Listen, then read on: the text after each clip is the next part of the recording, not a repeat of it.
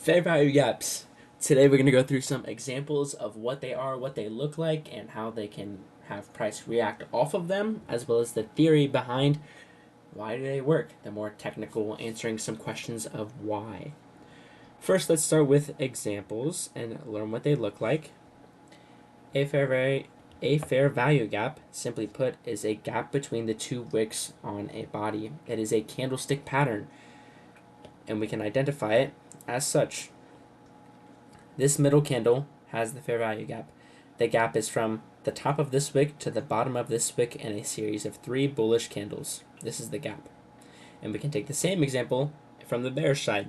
The gap is from the bottom of this wick to the top of this wick, and the gap is here. This is essentially where price moves so quickly that it wasn't filled in. This can be on any time frame from the 5-second to the yearly. It doesn't matter. It is a gap where there is unfilled orders. And we can outline a whole bunch on this chart. This is NQ, and we can go through here and take a look at some of these. So this here would be a fair value gap. We can see how price taps it and rejects it and goes higher. We can see it's based off of this wick to this wick. Here's another one from this wick to this wick right here. Price taps into it, it rejects it, and it trends higher. And then we can take it the same on the bearish side. We have a gap from this wick to this wick on this candle. From here, we can see how price rejects it and then trends lower. Same thing here. From this wick to this wick, price rejects this gap and then trends lower. Now, not every single fair value gap works. It's not just a magic trick. We can see here, here's the fair value gap from this wick to this wick, and we can see how that is not respected. Price does tap into that area, but it does not trend higher after rejecting, so you can't just pattern trade these whenever you see them. There does need to be more confluences and more idea and theory beyond just a fair value gap.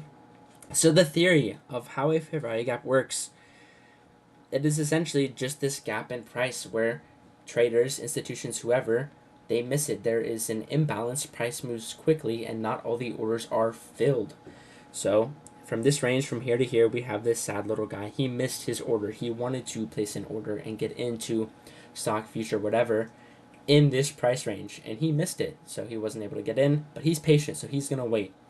And this fair value gap is a liquidity vacuum. I made a video on liquidity if you want to learn more about that. But he's patient, so he's going to wait, as are a lot of people. So when the retest comes to this internal liquidity where there are resting orders, price comes down into this range and he buys, as do many others. This is the retest and this is the rejection. So back on the example chart, we can see where this happens, exactly where this happens. We have this fair value gap and there's people waiting to buy right here, and then they buy right here and it rejects. Same thing here. The fair value gap where it was too quick, there might be people wanting to buy there or waiting to buy there. Price comes down, the people buy, and it rejects. Same thing on the bear side. There's people waiting to sell higher. When price comes back up here after they missed it here, then they can sell again. Same thing down here. When price goes back up, that's their opportunity to sell and they can get out of their position. And price can trend lower. In summary, fair value gaps represent a range of price containing liquidity. These resting orders where people miss the chance to get in or institutions miss the chance to get in.